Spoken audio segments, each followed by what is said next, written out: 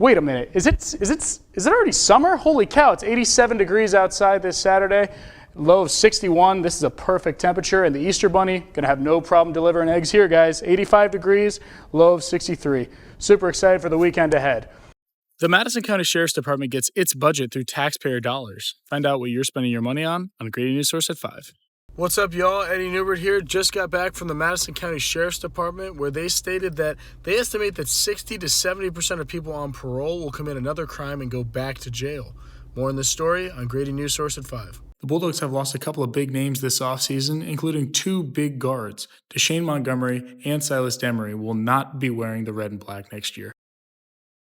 I think the COVID lag definitely affected it, but other courts have managed to crawl out of that. According to the Sixth Amendment of the Constitution, the accused shall enjoy the right to a speedy and public trial. But what defines a speedy? Those people end up sitting here sometimes over a year, 2 to 3 years, waiting on a trial date. Todd Higdon, chairman of the board in Madison County, further reinforces this claim. I want to say we was like 2,600 cases behind.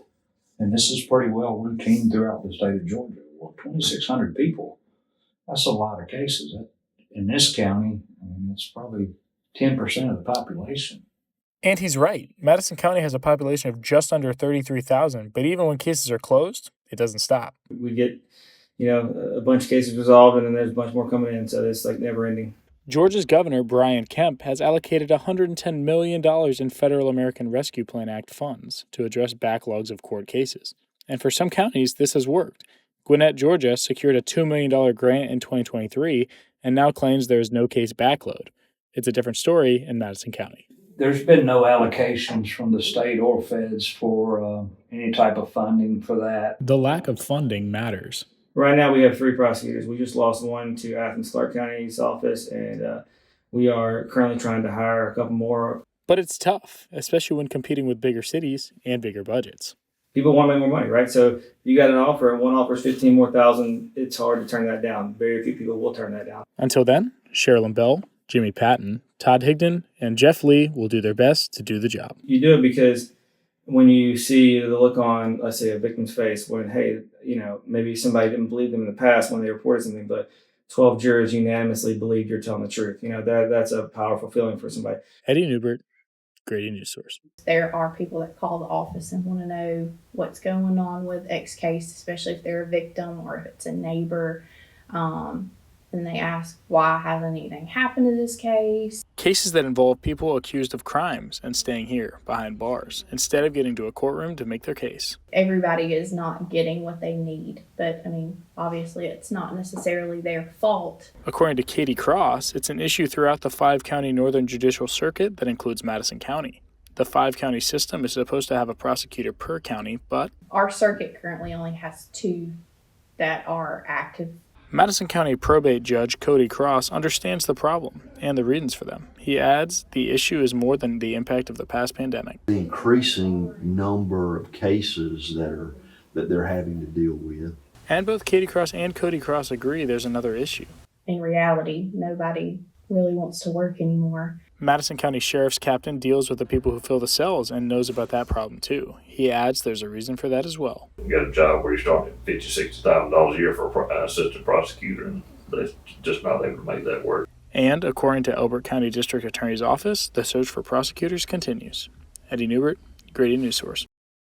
This now being the 3rd Big Ten national champion in a row, do we think things are switching?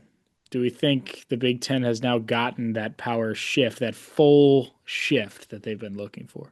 Does that give the advantage to the Seahawks because now this defense knows how it works and that's a solid defense? Or does that give it to the offensive genius mind of Sean McVay? I know that was earlier in the season, but you don't deserve to be there because you lost the only 2 games of the year that mattered and you're not in a conference.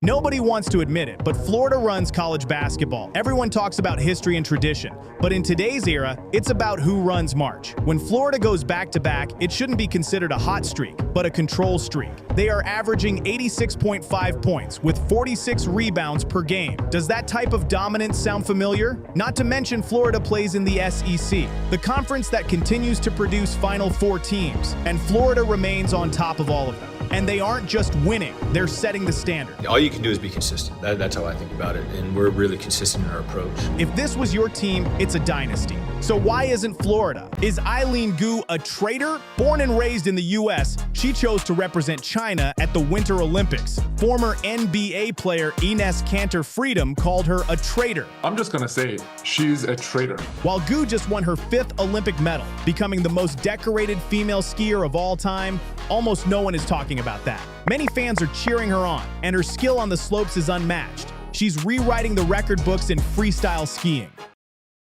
That's right, Shelby. Our stories tonight will focus on community issues and how people are coming together to create a positive change in their neighborhoods. Thanks for the story, Holly Kate. A Barrow County team is earning national recognition for its work in robotics. Grady News Source reporter Megan Pastino is live in the lab where the robo-clovers are hard at work.